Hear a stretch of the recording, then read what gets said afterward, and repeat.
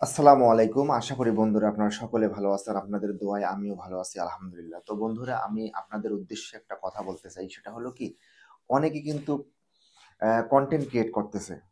Content create কিভাবে করতেছে? এই কনটেন্ট মনিটাইজেশন নিয়ে কনটেন্ট ক্রিয়েট করতেছে। তাদের আর কোনো কি কনটেন্ট নাই। এখন কনটেন্ট মনিটাইজেশন নিয়েই তারা কনটেন্ট বানাচ্ছে। সেটা হলো কি যে এই ধরনের কনটেন্ট যে Facebook কনটেন্ট মনিটাইজেশন পেতে মাত্র ২ টা সেটিং অন করুন এবং ৪ দিনের মাথায় আপনারা কনটেন্ট মনিটাইজেশন সেটআপটি নিয়ে নিন। আসলে ভাই এটা কি কোনো কথা হলো একটা? আপনারাই বলেন তো। এই যে Facebook কনটেন্ট মনিটাইজেশন ২ টি সেটিং অন করলেই ৪ দিনের মাথায় আপনি পেয়ে যাবেন কি কনটেন্ট মনিটাইজেশন সেটআপ। এটা কি খুব সোজা কথা একদম? যে আমি আসে ২ লাইন বলে দিলাম আর কনটেন্ট মনিটাইজেশন সেটআপটি আমাকে দিয়ে দিল। এটার জন্য তো পরিশ্রম করতে হবে ভাই। নাকি বলেন? আমি আসলাম ২ দিনের কথা বললাম, মুখস্থ বিদ্যা বললাম আর কনটেন্ট মনিটাইজেশন সেটআপটি আমাকে দিয়ে দিল। এই ধরনের ট্যাগলাইন বা টাইটেল ইউজ করে অনেকে ভাই ভিডিও তৈরি করতেছে।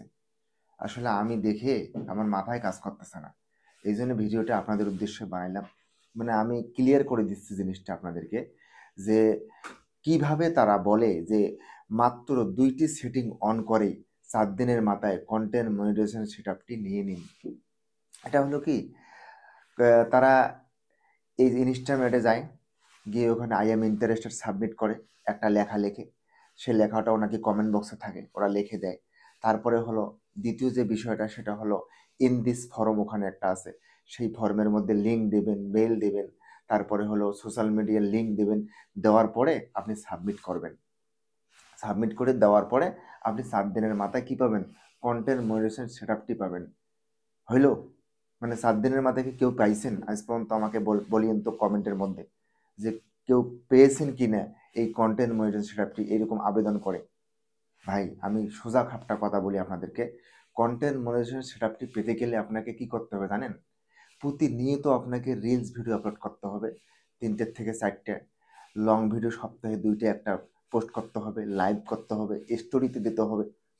ফটো বা টেক্সট। তারপরে হলো আপনাকে অবশ্যই অ্যা আপনাকে অবশ্যই এনগেজ থাকতে হবে ফেসবুকের মধ্যে এবং অ্যাক্টিভ থাকতে হবে। হ্যাঁ? আন্দাজশুন আমি ভিডিও পোস্ট করে রাখি দিলাম, হয়ে গেল তা কিন্তু হবে না। আপনাকে অ্যাক্টিভ থাকতে হবে। ফেসবুকের মধ্যে অবশ্যই কি করতে হবে? অ্যাক্টিভ থাকতে হবে। কাজের ফাঁকে পান, ব্যবসা করতেছেন, চাকরি করতেছেন, তার ফাঁকে একটু সময় বের করিয়া অ্যাক্টিভ যতক্ষণ থাকা যায় আরকি। তাই বলে যে সারাদিন আপনি ফেসবুকে পড়ে থাকবেন সমস্ত কাম-কাজ বাদ দিয়ে, তাহলে কিন্তু হবে না বন্ধুরা। অবশ্যই এই ক্রাইটেরিয়া গুলা ফেসবুক নিজ থেকেই দিছে।